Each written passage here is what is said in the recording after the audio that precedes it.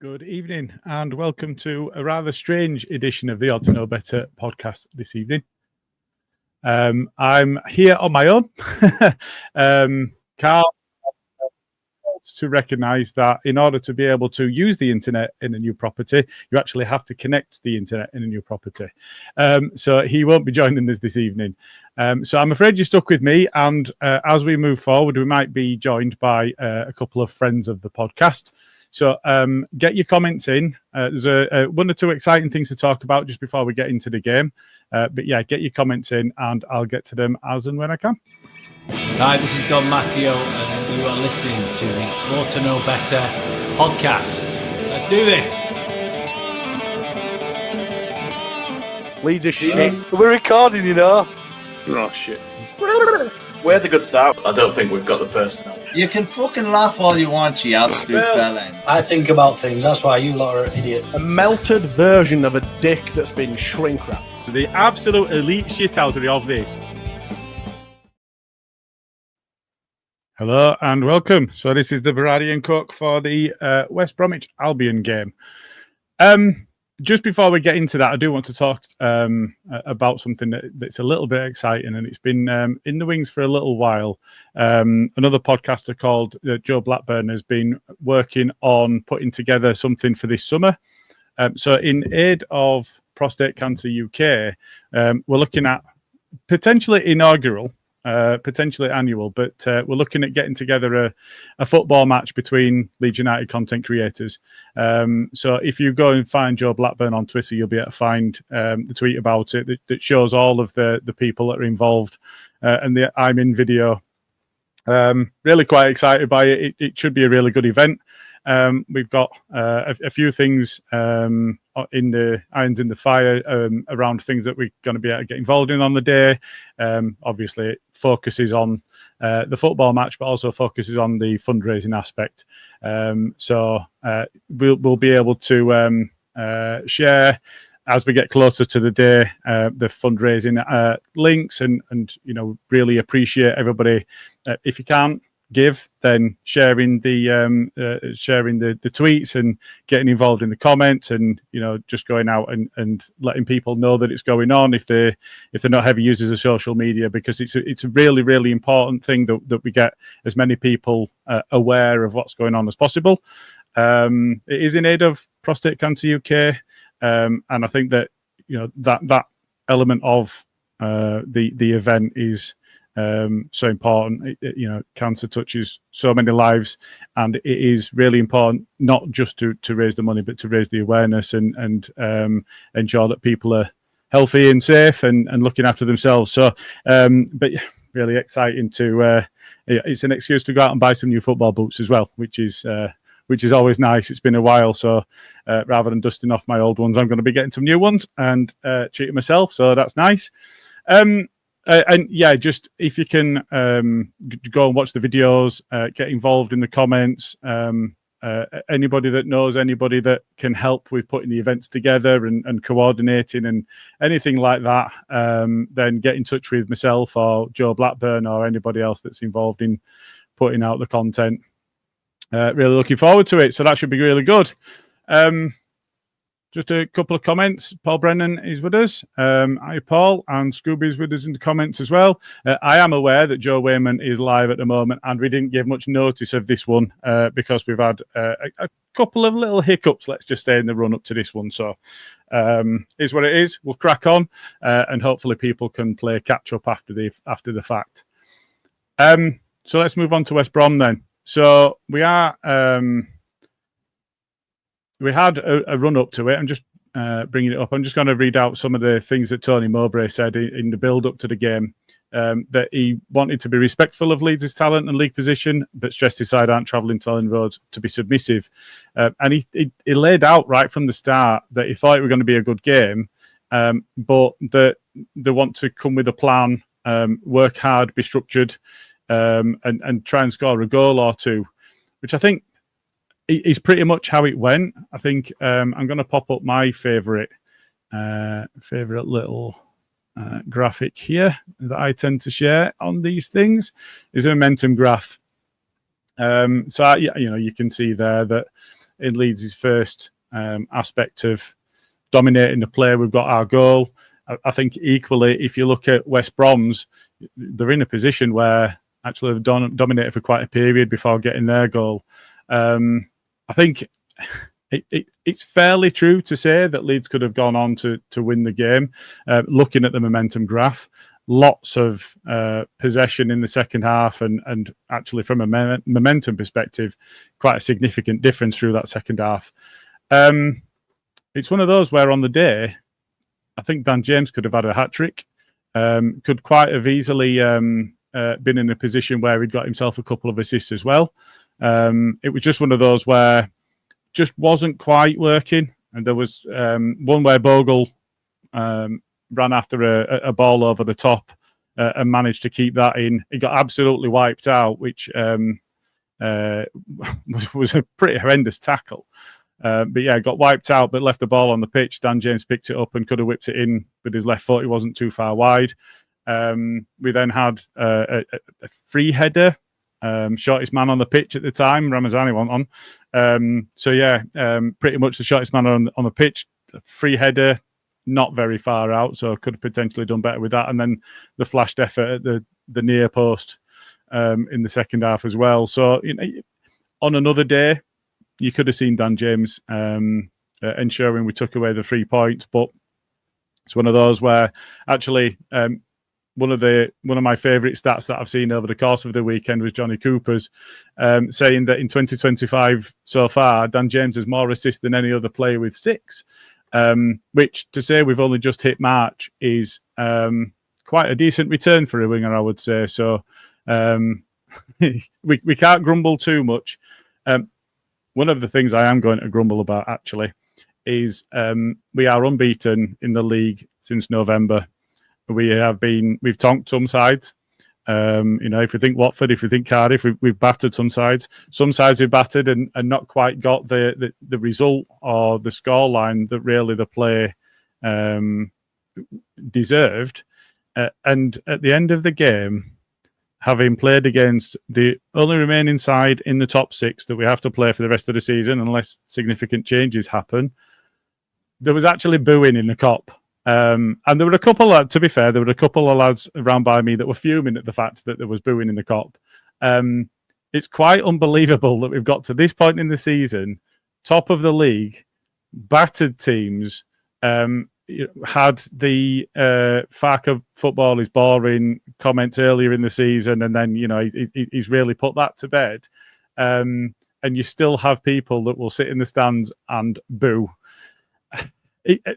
I definitely get involved in the comments on this one because I think that's madness, and it smacks of the entitlement that we have been so critical of in the Premier League against some fan bases. I can't abide that. I think that's genuinely disrespectful, and it really pissed me off. So I did want to mention that because I don't think that's right at all. I don't think the performance could have been somewhat better, but Joseph came on, had one run and hit the bar. That's slightly different. That drops in. You come out of it, everybody happy, and it is those fine margins. We are still top. I don't think that can change, although the sides below us, immediately below us, play before we do again. But even if they do get, Burnley win their 2 games, Sheffield United win their game, it just stinks to me that people can sit in the stands and think, I'm going to boo at this point. We didn't even get beat. That's the crux of it. We didn't even get beat. This for me is it's a real craziness for me. So I'd like your thoughts on that one. I've just been through a couple of comments. Paul Brennan says, fair result, disappointed we didn't win, but Tony Mowbray, knowledgeable manager, good to see him in the dugout again. So those that aren't aware, Tony Mowbray had been ill for some time. I think it was November, the news broke, and he'd not been around the game while he was getting himself sorted. So it really was good to see him back. I think he's somebody that is respected in the game. And it was nice to see him back. And I think that being in a position where Farker goes up against somebody that is knowledgeable in the game, and does enough, sees his side do enough, even though we've lost our captain, even though he'd been away from the touchline and then being able to come back again, all of those things, doing enough to win the game, and not just quite putting it to bed. I don't think it's the worst thing in the world. I really don't. And Skip makes this very good point. He says, I would have snatched your hand off at 7 points prior to these last 3 games. And if you look at the run that we've had, but then you look at the games that we've played in M3, and I think that pretty much echoes anything that anybody else would say. If you were offered, before kickoff of any of those games, if you were offered 7 points, I think pretty much everybody would have taken it. I think that it's really, really greedy to say that it's different. And, if you get a draw against Sheffield United, they've got an extra point, but you think, oh, well, Sheffield United, they've been up there with us in terms of the points gained over the course of the season, so maybe that's fair. But we didn't. We beat them, and we beat Sunderland. Drawing to West Brom, albeit at home, it's not the end of the world. And of those 3 games, it's West Brom that I would have preferred to have missed out on the win against, rather than it being Sunderland, who could have potentially picked up head of steam there. Sheffield United looking to maintain parity with us, albeit the 2 points behind that they'd been docked. It would have been West Brom I'd have chosen. So I'm reasonably happy with that. That points haul from those 3 games. I don't think anybody can say at home they're happy with just a draw, but when you're in the context of the 3 games, I think that's fair. Ian Ward just makes the point, another point on the quest for promotion. If we do what we've been doing, then we'll be fine. That is I think, the message. So I'm really happy with that. Paul Brennan, Tony Mowbray got his tactics right against Leeds to get 7 points out of 9 against 3 promotion rivals. He's fantastic for me. Yeah, absolutely. And Ian Ward also makes the point. Blunt still have to play Burnley. So I think the fact that the ones that are immediately behind us can't take maximum points anyway, it's impossible for that to happen, is an even bigger deal. And still at this point, I would like to be champions, but I would still just take promotion. That's ultimately that's the bottom line for me. It has been through the course of this season. Feel free to have a go at me about Aronson on this one. I'd be interested to see your take on this one. But WFIA says, just a minor blip, get back to business on Sunday, all will be forgiven. Absolutely. It's all the same names in the comments tonight. Everybody else can get involved. I can see that there are some more of you. Daniel Farke has been here nearly 2 years, and we are breaking records and equaling records at the same time. We've gone 17 matches, the best run since 1974. Respect to Daniel Farke. I'm going to have to query that one because last season, didn't we go on the best run since 1923 or something mad? I'm not arguing the point. I just wanted to query that because I'm not entirely certain whether that's the case and where that came from. Maybe my memory is playing up because it was this time last season that we were just towards the end of that amazing run that we had, just going into the international break.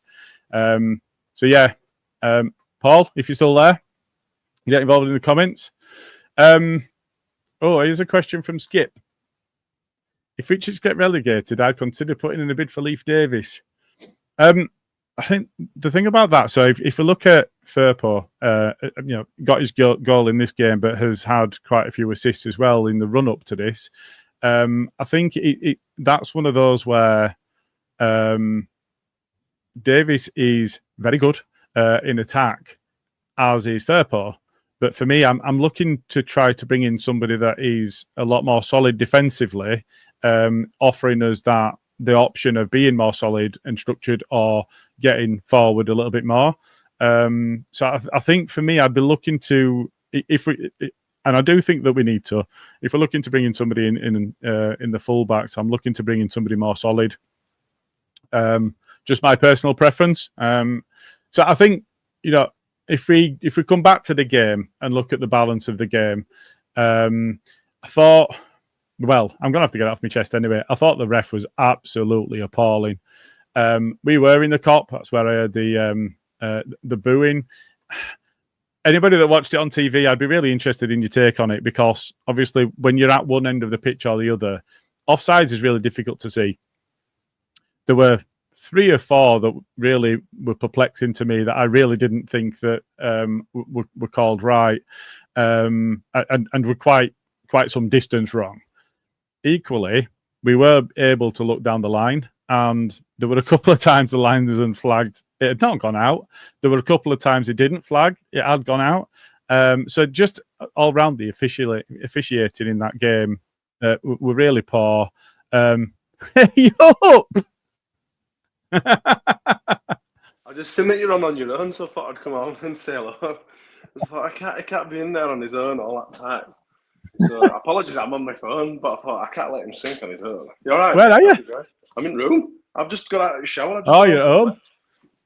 So, I'd be right. It's fine. I thought I'd just come out of a cozy night in. Yeah, I do know. I'm just waffling. I don't even know if anybody's still listening. I've just been giving it a waffle. Yeah. Give me your take on it. So I would actually just talk about the officiating. We were sat at opposite ends because you'll have been in South Stand, and there were a few times the ball went out and they didn't give a throw in. There were a few times it didn't go out and they did give a throw in.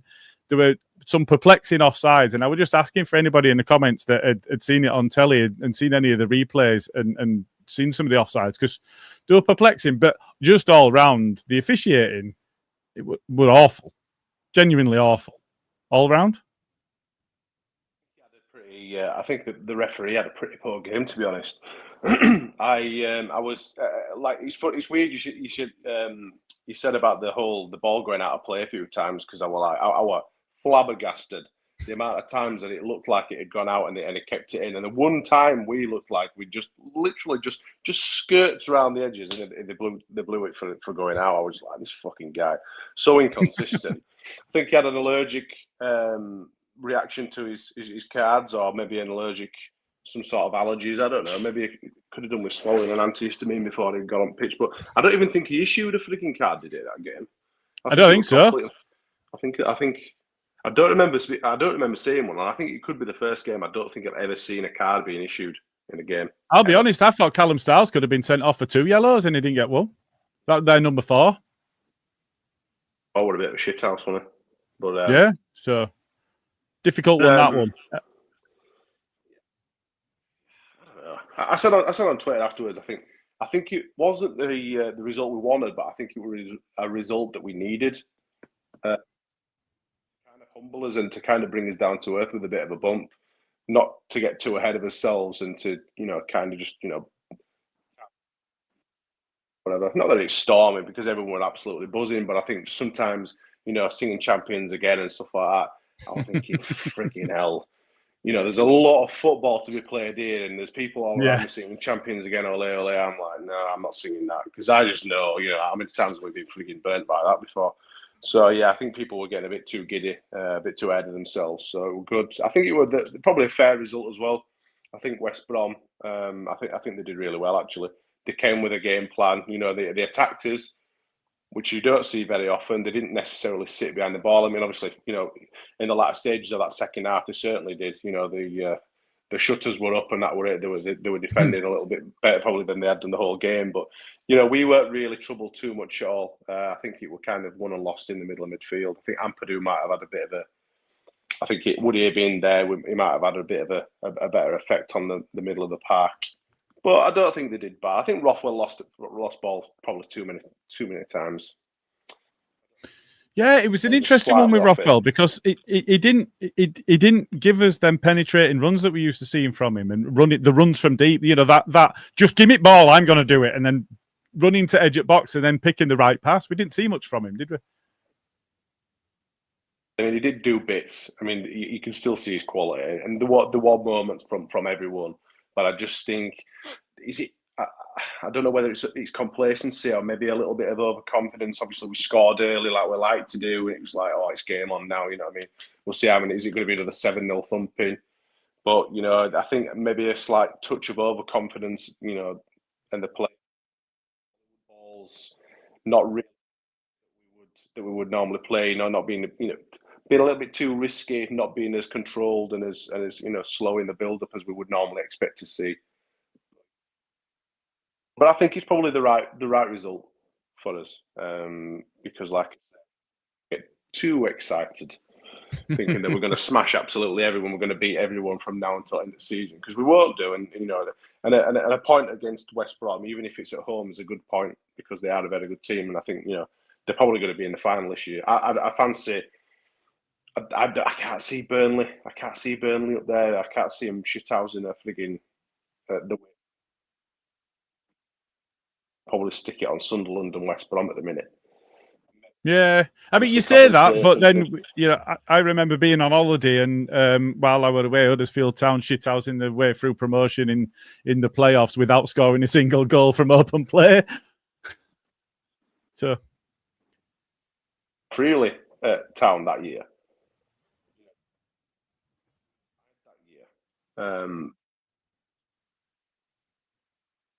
They were a bad side. Whereas you look at Burnley, I mean, yes, they have kicked some ass on a couple of occasions, but they're just so boring. But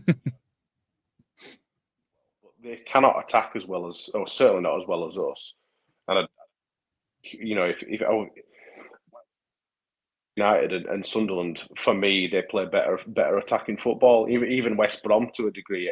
From an attacking perspective, I don't think Burnley have got a right lot going for them, even though they have got some good players. They're just defensively very, very good, and they've, not shit house. They've just board-rod the way to the frigging to where they are. It's just a consistent, casual few points there. They'll get a win, last-minute goals or whatever. Going far, or maybe we do want them to get promoted, so that it's probably one of the 6 points next season. Well, I wouldn't say that, but certainly one of the bottom barrel scrapers next season in Premier League. I mean, well, if you look at our league position and our current ability, and what you would hope is the draw of Leeds United over any of those that would also be promoted along with us, is you'd hope that we'd be able to be better placed than any of the others. So anybody coming up with us, I think we're going to be favourites for every game from now to end of season. But I also think that of any three promoted, if we're in that mix, that the bookies and the pundits would all say that we were the most likely of the three to stay up, even though it's very, very challenging for anybody to stay up now. Okay. I'm going to just ask a couple of questions. Yeah, no worries. I don't know if your audio's taking a couple of seconds to kick in, but then you sound fine, so no worries. I was just spinning through some comments, and I've got a couple more, but there was one just before you joined that said Skip would consider putting in a bid for Leif Davis if they're relegated and we're promoted. Face says it all. I didn't know if he's different enough to Firpo. He's good in attack, but not strong enough maybe in defence. Would I take Leif Davis? Probably not. I think that his time is like, would you take Calvin Phillips back? I think the time at the club's probably done. You know what I mean? I'd have taken Calvin Phillips back at this level before we saw Tanaka, before we saw Rothwell. I would have taken him back this season, but I wouldn't think going into the Premier League and bringing him back then is necessarily the right answer. He's not the best time of it, has he? I'd rather take out of Ipswich than Leif Davis.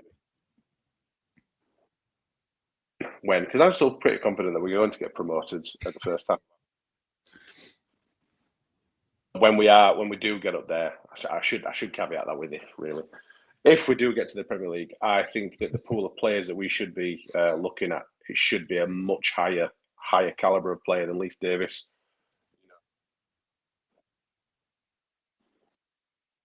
More than a squad player than Leif Davis, if I'm totally honest.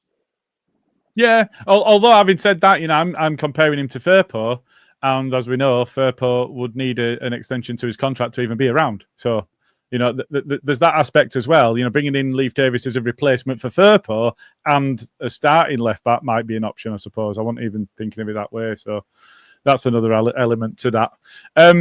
Jay asked us a question. Any worries about a hangover from the draw? Do you think the players' mentality might be affected? I think on this one, to put it into some context, one of the things that we said at the top of the pod was we're taking 7 points from 9 from 3 very difficult games. Of those 3, if I had to choose one to take a point of instead of 3 points, it would be the West Brom game that I would have picked before those 3 games kicked off as well. So ultimately, I mean, it's on Farker and on the coaching staff to make sure that nothing gets derailed. But I didn't see, and yeah, I think we were a better team than West Brom, but we're also not going to come up against, I don't think, a better team than West Brom from now to the end of the season. Or disciplined team than West Brom, that's for sure. I don't think. Aubrey's a good coach. You know, he knows how to get results places. He's a good coach. But, you know, as much as it pains me to say, you know, not that I'd have him now, of course, but I'm just saying, you know, like players like Alex Mowatt and Kyle Bartley, they're grizzled championship bastards, aren't they? They know where to go, they know how to get results, and the whole team does. They've got some good players in there, and they were kicking us, and they know how to play football. Let's put it one way. And yeah, I think that's probably the last of our big challenges. I think it might still be a bit tasty against Millwall in a few weeks. We'll come up against another team like that. And to be fair, I think our average, I think the average place is like 14th place from now on, isn't it? Something. I think it's even less than that now that we've played West Brom. I think it's about 16 if you take West Brom out of that. Confident going forward. I don't think that the players' mentality will have taken a hit. I think it's probably a good thing that we've taken a draw because, like I said, that you know there is a lot of football to play still. You know, there's a lot of things that could potentially be a bit of a banana skin for us. You know, especially if we go into these games super confident. You know, away form isn't as good as our home form, but it's still pretty good. But you know, we've got a couple of. I think we've got. Do we go down to QPR? Are we away at QPR this weekend? Do you know what? I had them up and I've closed them down because I didn't think I was going to be then referring to him because it was just going to be me. That's embarrassing, isn't it? Because we've got. I mean, no, you're all right. I'm here now. Yeah, so we've Portsmouth away, and then Millwall at home, and then QPR away. I think. Yeah, it's a difficult fixture is QPR as well. We don't always do too well going down there. Well, we owe them for last season, don't we? That was a significant blip in the road towards the end of last season, so we owe them one for that. Middlesbrough away is still in the fixture list. That might be the most difficult one remaining. You know, Stoke at home. Stoke at home. Is that right? Oh yeah.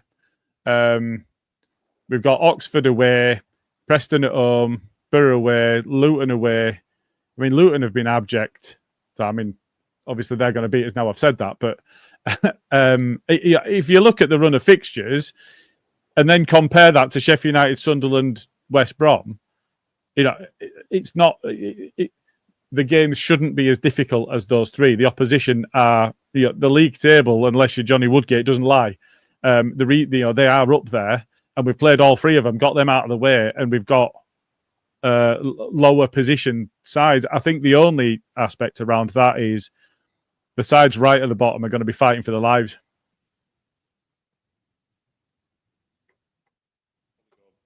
More into it tomorrow, or someone will go more into it, obviously, at some point. But yeah, there are some potential banana skins in that. But we should be confident going to every one of them sort of grounds now. And especially the confidence should still be quite high at home. You know, yeah, games undefeated. You know, it does carry a lot of weight, does that? Yeah, exactly. So, yeah, no, that's fine. I've just got some other comments to spin through, and then I'll be calling it a day. If you want to jump off, I really appreciate you jumping on, though. I was just starting to lose my way a little bit. Yeah, no, it's fine. No, I just thought I'd jump out of the shower. I thought I can't let him be in there on his own. So I just thought, I'll stick my cap on. I'll just run downstairs right quick. So, anyway, enjoy the rest of the show. I'll speak to you. Cheers, pal. See you in a bit. Ah, bless him. Paul Brennan has followed up to the comments before. We equalled 9 wins on the bounce from 32, which we equalled a 93 record last season. That was the one I'm remembering. Only Dick Ray and Daniel Farker have won 9 matches in a row. That's a hell of a start, that one, isn't it? But that is the one I was remembering. Yes, thanks, Paul. Andrew Lockwood says, I think the players, just like the previous 3 wins, go to their heads a bit. Understandable. West Brom at home is a step down from previous 3, I think. And scoring early added more, and they dropped off. I think there's an element of fairness to that. I think also, if you look at when we've scored first, especially at home, it's very, very unusual to be in a position where we come out without winning the game. So it's almost... It's as Andrew says, it is understandable, but I think the fans getting carried out. Smarty said it. I don't know if it was just for me or if it were everybody that some of the audio early on when he was starting to talk didn't quite kick in, but he made that point. So I think it is expected, but you can see why it would be expected. You can see why people will be chanting "Champions Ole." Having got the noses in front, it did feel like the boot on the other foot with the Sunderland fans giving us the Leeds are falling apart again. So thankfully it didn't swing entirely the other way. But it's important that the coaches make sure that they keep them on task, and I think they will. I really do. So I think out of anything, I think Farke's man management is where he excels. So we will see on that one. Skip says, thinking excitement and euphoria from the Sunderland and Sheffield United games, they've taken a lot more out of the team mentally on Saturday. I guess it means going into that. There is I quoted somebody off Twitter in a main pod last week or the week before where they were referring to Leeds as mentality monsters, and it was when Melly had made a couple of mistakes early on and then kind of bounced back through the game. And that is elite mentality, and that's elite sports people that can't do that without the right mentality. And I think that that's one of the important elements that we'll see from the coaching side is making sure that the players are on it. Andrew Michael is a man after my own heart. Put Firpo in at 10 and rest Aronson. Fine by me. He's outstripping him in pretty much every stat I've seen as well, which is an interesting one from fullback. Ian Ward says, did anyone else catch Mowbray's point on promotion, saying Leeds and West Brom would have a choice, go with what you have or spend £200 million and maybe still get relegated? I did allude to it slightly in mentioning to Smarty the gap between the 3 promoted teams and everybody else in the Premier League is ever widening. It's about time they did something about it. I don't know if you've seen any of the things that Mickey Piquet has been talking about and trying to change the face of football, but I think it's a bubble that's going to burst at some point. And it really is an element of, we've seen in the past yo-yo clubs, the 3 going up, getting relegated, the 3 going up, getting relegated at season on season. It doesn't benefit the Premier League. It doesn't benefit the clubs that are involved in those, albeit parachute payments and so on, but it doesn't benefit them, and it doesn't benefit the league that they drop into either. So for me, I think something really needs to happen there. Trying to do... So Nottingham Forest got away with it. They spent an inordinate sum of money to the extent that they couldn't even sign on the players that they'd actually bought. And Lewis O'Brien had to go out on loan somewhere, didn't he? So, that for me, that madness that way lies. However, I think the squad does need a significant amount of work. I think going with what we have, especially when there's loans in there and smallest squad in the Championship, the athleticism needed for a Premier League season, I think that there's definitely work needed in that squad. It's about trying to strike the right balance. Roland Butternubbs, welcome along, Roland. Mowbray might be the grisliest bastard ever to grace the Champo. Steve Bruce is quite grisly, isn't he? And then there's him from Burnley that looks like Luke. I don't know. There's been quite a few grisly bastards in the Championship, so yeah, that's an interesting one. There's Ian just agreeing with me. If you're going to drop points, West Brom better than Sunderland and the Blunts. Yeah, I don't think you'll find anybody that would argue that. The tide is turning.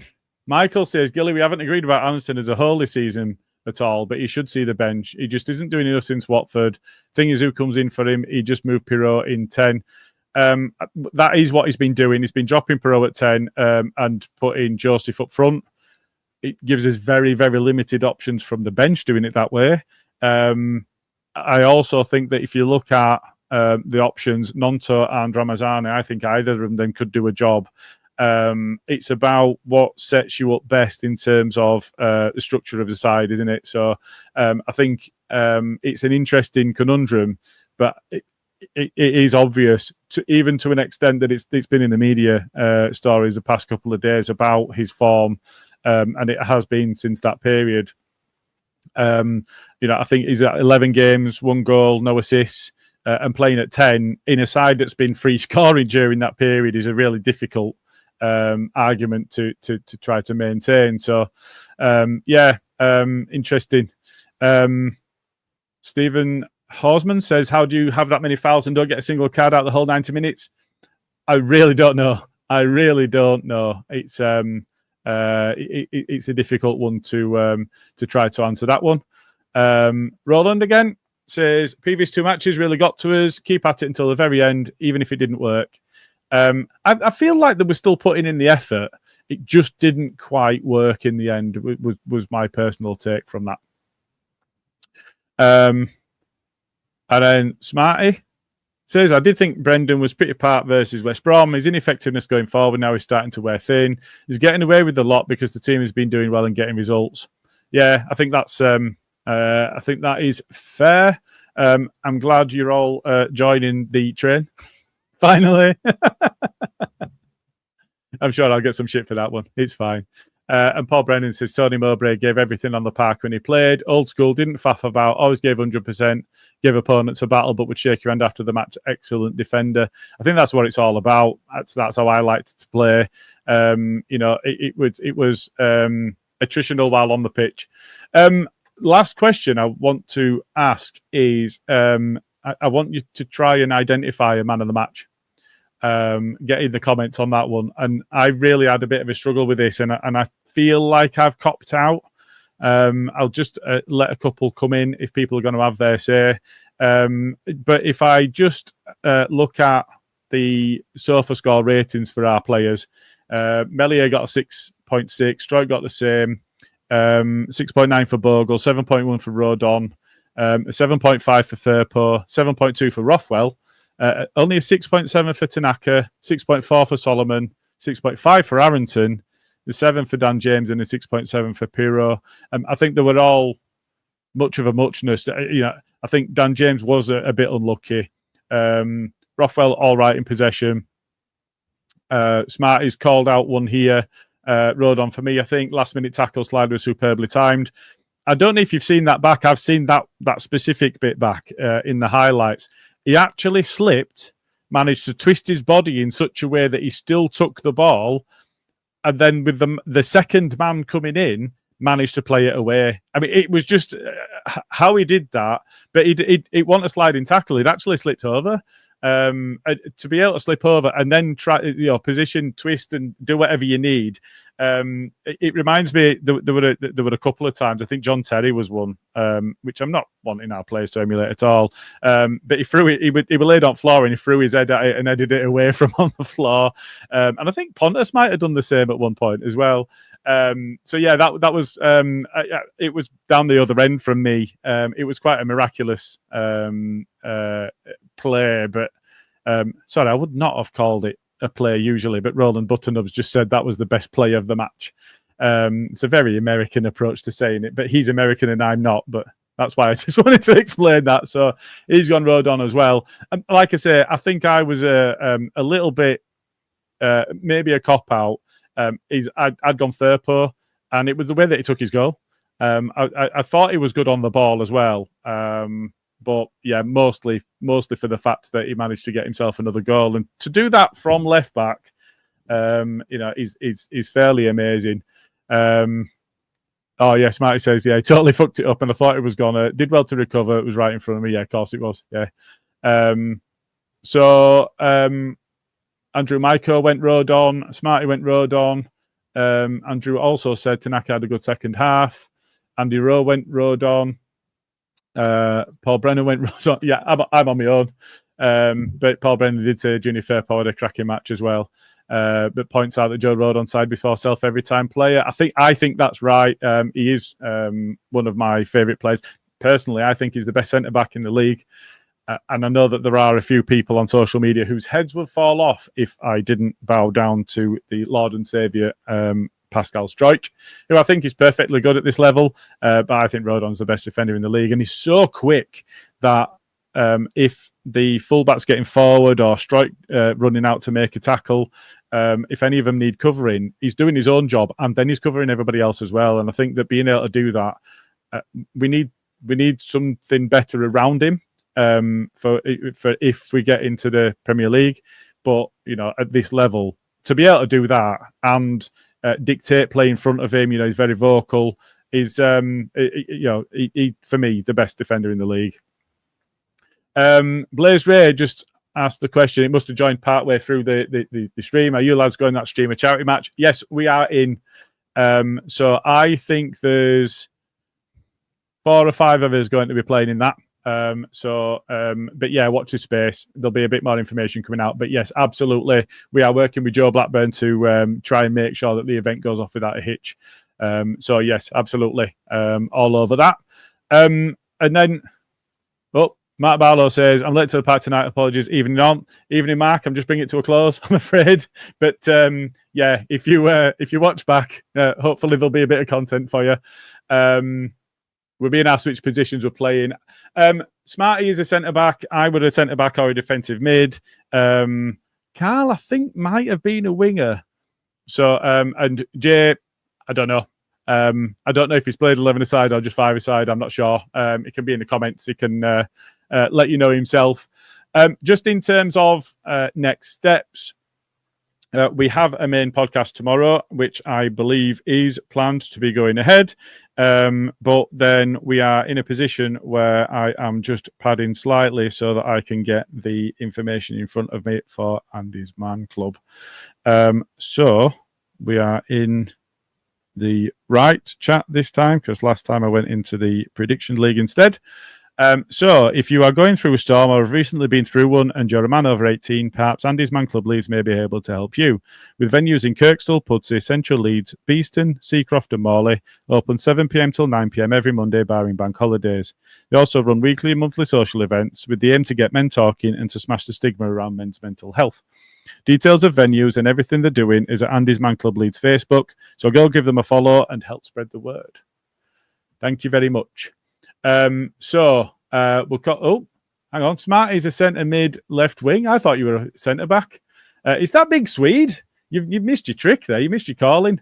And Roland just gives us a final summary. Aronson was shy as usual. I think he might be maybe paraphrasing me, the usual, rather than himself. Thank you very much for the comments. Even more than normal, when I'm here on my own, it really helps things flow. So really, thank you very much for watching. Thanks for getting involved in the comments. Cheers to Smarty for jumping on. And go like and follow Andy's Man Club. Do the same for our YouTube. Go and give us some reviews, because even if you go on and say Gilly's a tosspot, he knows fuck all about football, it all helps everything and it helps those algorithms. So go do that, like and subscribe, and we'll see you again tomorrow. Cheers all.